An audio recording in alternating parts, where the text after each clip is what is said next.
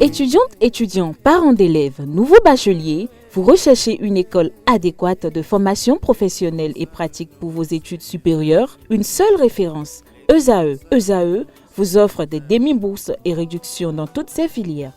Waouh! Payez 300 000 au lieu de 550 000 en licence 1, 2 et 3 en journalisme, réalisation, sciences de gestion, administration des affaires, sciences économiques et sciences juridiques. En master 1 et 2, 670 000 en journalisme et 550 000 en sciences de gestion et administration des affaires au lieu de 1 070 000. Écoutez, pour les 100 premières inscriptions en administration générale et administration des finances, payez 450 000 au lieu de 550 000 pour la licence 1, 2 et 3. En master 1 et 2, payez 870 000 au lieu de 1 070 000. Alors, rendez-vous vite à ESAE pour la rentrée académique 2021-2022. Les deuxième et troisième années démarrent le 20 septembre 2021 et la première année le 11 octobre 2021. Informations et renseignements, ESAE Cotonou, 3e rue à droite en quittant le carrefour Jador pour la BIBE Jéricho. Téléphone 96 80 55 11 ou 98 98 14 00 ou encore 90 93 65 21. ESAE, l'excellence à un an. Le débat ce matin, ce Free Matin, Mathias Ossou, bonjour. Bonjour, chers confrères. Merci d'être à nos côtés ce matin. Vous êtes le directeur de publication du quotidien Le Gongonneur. Vous êtes face à Constant Yaoudémou. Bonjour à vous. Bonjour, Kader. Directeur général de Radio Planète. Merci d'être à nos côtés ce matin. Mathias Ossou, en tant que professionnel des médias, comment avez-vous apprécié le déroulement des opérations de déguerpissement qui sont déroulées hier matin à Fillon 1? Non, il faut dire que ce déguerpissement n'est pas venu comme un coup de tonnerre dans un ciel serein. C'était déjà chose à annoncer. Et les occupants de ces lieux-là ont été avertis plusieurs fois. Il paraît même qu'il y avait même eu un dernier délai, une date butoir qui était le 1er septembre. Si on les laisse jusqu'à la date 13 avant de les déguerpir, je crois que c'est pour leur permettre de bien ranger, de mieux ranger leurs effets. Et s'il y a parmi eux des têtus qui n'ont pas pu honorer cet engagement qu'ils auraient pris devant les autorités, je crois qu'il n'y a pas lieu à polémiquer parce que les tests restent et demeurent des tests et nul n'est censé ignorer la loi. Quand on a commencé par parler de déguerpissement dans ce pays, je crois qu'on n'a jamais annoncé et raté. Ça se réalise. Donc, ils doivent savoir que ce n'est pas comme au temps des anciens où on fait des effets d'annonce et après on laisse tomber. Donc, ils doivent savoir que ça doit être appliqué. Est-ce à dire, comme le disait tantôt Mathias Ossou, que les populations ignoraient que le rythme a changé, que la cadence a changé et que désormais, quand on le dit, on viendra vous casser, elle devait vider les lieux? Absolument, parce que, vous savez, le président Talon, donc l'actuel président de la République, est en train de réaliser tout ce qu'il a annoncé.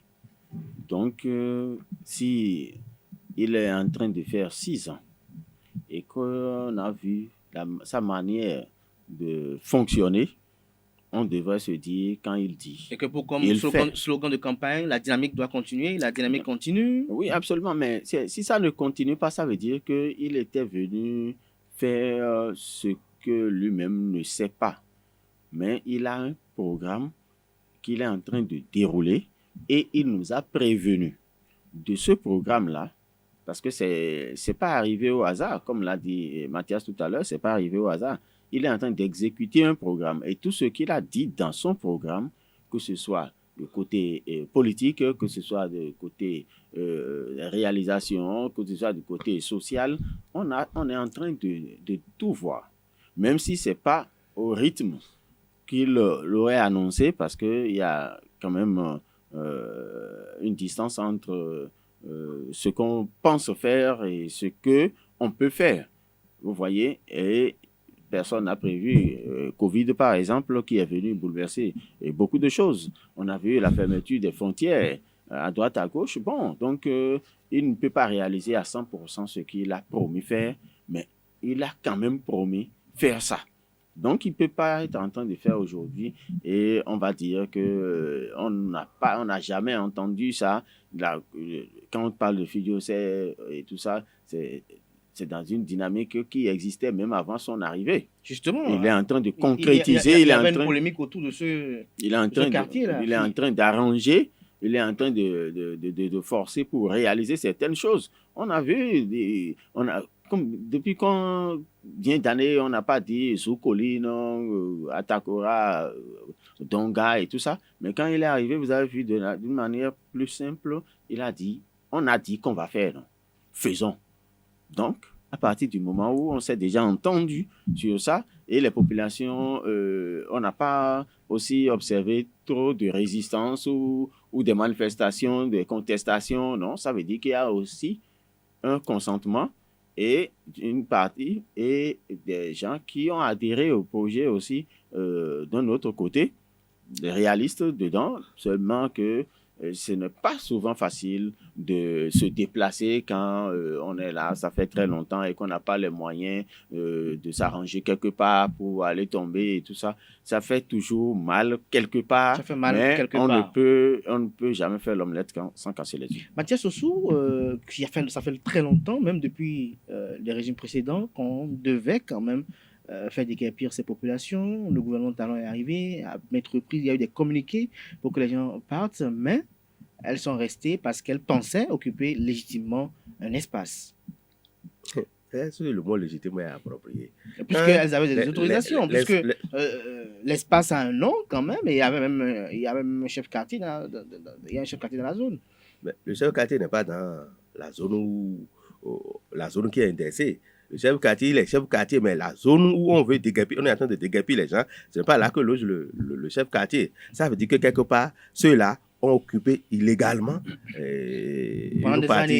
pendant des années, puisque quand vous occupez quelque part maintenant et qu'on ne vous dit rien, vous pensez que c'est déjà officiel et les gens commencent pas. D'abord, ils commencent par des abris de fortune. Et après, ils commencent par ériger en matériaux définitifs, tout ça là. Et puis, ça devient une propriété. Et eux-mêmes, ils délimitent leur partie. Et ils disent, c'est comme si c'est des premiers occupants qui sont venus, qui sont allés créer un village quelque part. Et ils délimitent leur morceler entre eux. Donc, on ne peut pas dire que là, il y a même pas de problème là, puisque tout le monde sait. Et ils savent depuis longtemps que ça doit s'exécuter. Donc, quand ils ont une fois vu le président qui est au pouvoir, qui ne fait que ça, puisque lui ne pardonne pas sur ce plan-là, ils doivent quand même prendre les dispositions. On a dit, quand le rythme change là, les pas de danse doivent changer. Donc, eux-mêmes doivent savoir que tôt ou tard, ils vont partir. Donc, ils doivent prendre des dispositions pour que le moment venu, ils puissent déguerpir pour ne pas se créer de problèmes. Mathias Ossou, mais lorsqu'on y voit de près, des commentaires ont été remarqués sur la toile, notamment lorsqu'on a vu ces populations être déguerpies à un moment de la journée, c'est-à-dire au petit matin, le matin, mais en pleine pluie. On voyait des gens sortir le matelas sous la pluie. Non. Des gens auraient estimé que l'État aurait pu... Est-ce qu'ils sont en train de sortir les matelas sous la pluie, les gens ont vu? Moi, j'ai vu en tout cas les matelas après la pluie. Parce qu'ils ils ont pris des vues de ces effets qui ont été dégagés, qui ont été mis dehors là. Ils ont pris les vues là, ils ont posté sur les... Non, les gens veulent manipuler selon vous. Sinon, mais quand on dégage et qu'il y a pluie, ça doit être mouillé. Et quand on prend la photo, celui qui prend la photo, il va écrire pour dire que c'est sous la pluie que ça a été fait. Mais si ça a été fait sous la pluie là, il y a les caméras. Ça ne peut pas être fait sous bien à l'insu des caméras et des choses là, des télévisions, des caméras de télévision, de nos smartphones là. Puisque les gens doivent prendre. Pourquoi ils n'ont pas pris les photos là sous la pluie? On va voir que la pluie est en train de tomber et publier. C'est seulement des photos qu'ils ont pris pour prendre des vidéos, des captures vidéo pour envoyer avant d'alimenter la polémique. Ce qui est sûr, ils ont été dégagés à un moment où, si c'est avant 9h, 10h, Ça veut dire qu'il n'y avait pas plu. Ça veut dire qu'il n'y avait pas plu, selon Mathias Soussou. Alors, ce qui est sûr, une chose est certaine, il y a des gens qui se sont retrouvés sans ménage. On a suivi le préfet du département du littoral qui dit qu'il les avoir reçus à 2 reprises et qui avait même voulu échanger avec eux de modalités pour leur relogement, puisqu'il s'agit de citoyens béninois. Dites-nous, selon vous, quelle serait la suite des événements? Est-ce que l'État va se préoccuper de leur relogement ou l'État va prendre pour priorité la mise en œuvre de son programme d'aménagement? C'est compliqué. C'est compliqué dans la mesure où si c'est entre toi et moi, ça peut s'arranger. Mais l'État, c'est nous tous. L'État, ce n'est pas celui avec qui il faut... On peut tout négocier. C'est ça la difficulté. Quand on parle de négociation, vous négociez avec celui avec qui vous avez affaire. Et quand c'est un interlocuteur physique comme ça, c'est facile. Mais l'État n'est pas un interlocuteur physique.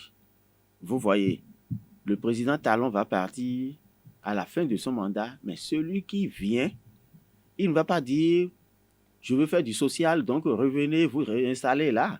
Il va continuer. Donc, à partir du moment où c'est une décision d'État, ça ne peut que s'exécuter qu'il y a plu ou pas. C'est dommage, tout simplement, mais à partir du moment où c'est une décision, on est obligé de l'appliquer. Donc, il fallait chercher des solutions. Leur trouver solution. Quelle est la manière dont ils se sont installés? Dans quelle démarche ils se sont installés? On dit que la terre appartient aux premiers occupants, mais la terre n'appartient pas à l'occupant qui sait bien qu'il occupe l'espace de quelqu'un. Donc, c'est un occupant illégal, c'est un usurpateur dans le fond. Donc, à partir du moment où c'est l'État qui veut appliquer et c'est les tests, c'est sans pitié. C'est sans pitié. C'est sans pitié. C'est dommage, mais c'est sans pitié parce que c'est des hommes et tout ça. Donc, c'est pour ça que la seule manœuvre que l'État a, c'est de prévenir et de donner des délais parce que nous serons les mêmes à dire le président Talon a chanté, il a chanté qu'il va arranger tel type, va faire ci, que la route de la pêche, par exemple, tel que c'est, il faut revaloriser, il faut faire chose, il faut réévaluer. Mais vous avez vu, il n'a rien fait avant de partir. On sera les mêmes pour qui on dit ça juste parce que nous voulons éviter le déguerpissement à des concitoyens. Donc, c'est un peu compliqué. C'est qu'il faut éviter d'avoir des problèmes avec l'État parce que l'État n'a pas de maison où il faut aller le matin, aller le voir pour négocier, mon cher. Non. Donc, c'est ça qu'il faut commencer par mettre dans la tête du citoyen béninois. Il faut commencer par mettre dans la tête. Oui, il faut qu'on commence par être réaliste pour que des dommages comme ça n'arrivent pas. C'est bien difficile. C'est quand vous vous laissez mouiller par la pluie, tout simplement, même dans votre cour, vous voyez ce que ça fait. Maintenant, quand vous ne savez pas là où vous irez, après la pluie, avec les bagages, c'est assez triste. C'est assez triste. Alors, Mathias Soussou, pour finir ce sujet, on peut dire que, avis alors aux populations aussi de Plakodi, qui sont sommées aussi de vider les lieux. Tous ceux qui occupent les espaces publics, ces espaces-là qui ne leur appartiennent pas. Et où le gouvernement peut-être des projets d'aménagement. Même si le gouvernement n'a pas encore de projet d'aménagement, il faut faire respecter les tests. On ne doit pas occuper les espaces publics. On dit que la terre appartient d'abord à l'État. Même si la terre appartient à l'État, mais ce n'est pas partout où on déguerpit les gens sans les dédommager. Il y a par exemple la route, tout récemment la route Lokosa à Plahoué, mais tous les occupants de ces abords-là, de la route-là, mais quand on leur a pris des portions, ceux qui ont construit, on les a dégagés, mais on les a dédommagés. Pourquoi on va parler de cela? Parce qu'eux, ils ont acquis ces terrains-là légalement. Donc, ils sont installés sur ces parties-là légalement. Ceux qui occupent les gens de... comment on l'appelle? Fin pavé, Fidrosé, au bord de la mer, là. Les gens de Plakodi ou bien... Fieillon. Il y a Fieillon aussi. Oui, Fieillon. On est en train de dégager Fieillon. Il n'y a pas de polémique. Ils savent qu'ils ont mal occupé les espaces publics. Donc, il n'y a pas à polémiquer sur ce sujet-là. Ceux qui sont installés sur des domaines publics doivent vous dégager pour laisser place à l'État. Donc, Plakodi doit suivre le mouvement. l'État doit rester l'État. Sinon, nous ne sommes plus dans une république. Sinon, nous ne sommes plus dans une république. Il faut respecter l'État. Oui. Constant Yawedeou, nous allons en Guinée-Conakry, où, selon Jeune Afrique, Alpha Condé a fait une confidence à la délégation de la communauté économique des États de l'Afrique de l'Ouest, CEDEAO, comme quoi il ne signerait pas sa démission et que il préférerait mourir que de signer cette démission. Comment analysez-vous, quel décryptage faites-vous de cette posture d'Alpha Condé? Oui, Alpha Condé a raison de dire qu'il ne va pas signer sa démission, mais finalement, il sera raisonné. Il a raison, mais il sera raisonné. Il a raison parce que il se dit les tests, l'État a des tests que tout le monde respectait jusqu'au moment où on l'a déchargé. Donc, il est légalement élu. Donc, à partir de ce moment, on ne peut pas lui demander de démissionner parce qu'il a un mandat qu'il doit exécuter et il a été aux élections, il a gagné et tout ça. Bon. Sinon, ça voudra dire qu'il sait qu'il est illégalement élu et que c'est un arrangement. Donc, il veut continuer par réclamer sa légitimité. Il sera raisonné parce qu'il ne s'est pas encore rendu compte. Quand la délégation est arrivée, mais la délégation de l'Union africaine, le président a fait une déclaration dans les heures qui ont suivi le coup, sans même attendre cette démarche ni la réunion des commissions, parce qu'il serait un ami personnel à lui. Donc, ça a été assez rapide, la réaction de l'Union africaine. Ce n'était pas souvent ça. Donc, il se dit, ça doit pouvoir se corriger et il doit retourner dans sa légitimité. Donc, il sera raisonné parce qu'il finira par comprendre que tous ceux-là, quand ils se sont rapprochés de la situation, ils ne peuvent pas faire autrement. Vous avez suivi un peu la déclaration. Les décisions appartiennent aux Guinéens. C'est ça, que la grande décision appartienne aux Guinéens. Nous ne pouvons qu'accompagner le peuple, nous ne pouvons que demander l'apaisement et tout ça. Donc, il a raison de dire ce qu'il a dit parce que il ne savait pas ce qui lui est arrivé, il ne s'y attendait pas. Mais dire qu'il ne va pas signer sa propre démission, je crois qu'on va le raisonner, il va le faire. Parce que c'est une manière pour ceux qui sont là aujourd'hui de sauver la démocratie. Parce que quand ça se passe comme ça, c'est tout comme si le coup d'État est arrivé bousculer l'ordre démocratique. Maintenant, s'il signait sa démission, ça sauvait la démocratie guinéenne. Ça veut dire qu'il n'y a pas eu interruption, mais il y a eu changement. Il n'y a pas eu interruption, mais il y a eu changement. Dans la légalité, quoi. Mathias Ossou, est-ce que vous conseillerez à Alpha Condé de signer cette démission? Moi, quand j'ai entendu l'histoire, j'ai ri. Je me suis dit, mais c'est comme un voleur qu'on a attrapé, mouton en main, et il demande à ceux qui l'ont attrapé là de ne pas passer devant la maison de sa belle famille. Il a quel pouvoir? Aujourd'hui, il est dans les mains des putschistes. Si au moment où il le prenait là, il lui a asséné des coups dans les ranches là, est-ce qu'il serait en train de parler aujourd'hui pour dire écoute, il n'a qu'à savoir que son pouvoir a pris fin. Il n'y a plus à le retourner au pouvoir. Quand il était fort, il était tout puissant. C'est lui qui faisait arrêter les gens. Mais aujourd'hui, c'est lui qu'on a arrêté. C'est lui qui est en cage. Et c'est Sani Abacha. Il a fait plus que ça au Nigeria. Mais il tuait des gens. Ceux qui étaient candidats contre lui, il les éliminait. Mais un jour, c'est comme ça, il est parti. Quand tu es plus fort, là, on a dit l'éléphant est plus fort. Mais c'est la petite fourmi qui l'a fait tomber. Il n'a qu'à savoir que ce temps est fini. Quand il parle d'être président, élu président légitimement ou légalement, mais c'est fou. Bon, moi, je ne veux pas entrer dans cette polémique, mais quand le peuple a fait une constitution, il est quand même élu. Non, comment? Il est élu. Pourquoi il est élu? Selon les institutions. Quelles sont ces institutions-là? La CEDEAO ou bien l'Union africaine? Mais ce sont comment? Vous me permettez, hein, les gens les appellent les syndicalistes des présidents syndicalistes. Parce que, voilà, les loups ne se mangent pas entre eux. Quand on fait coup d'État à un président, est-ce qu'un autre président va rester là pour dire c'est bien fait? Il n'a qu'à partir. Non, parce que lui aussi, il est en train de voir son sort, ce qui lui est réservé. Donc, il doit défendre ce cas-là. C'est comme ça se passe. On ne peut pas parler d'être que Alpha Condé est élu légitimement, d'accord, mais c'est lui qui a tripatouillé sa constitution pour se faire maintenir au pouvoir. Tous ceux qui étaient candidats contre lui, qui voyaient capable de le faire partie, il les a tous éliminés. Comment estimez-vous que la constitution a été tripatouillée? Est-ce que parce qu'il y a eu une révision constitutionnelle à la veille de son second mandat? Quand vous restez au pouvoir et vous pensez qu'après vous, là, il n'y a plus personne pour pouvoir gérer le pays, et vous organisez peut-être en conférence en tout cas vous organisez des groupes pour modifier la constitution, pour se permettre d'aller. Oui.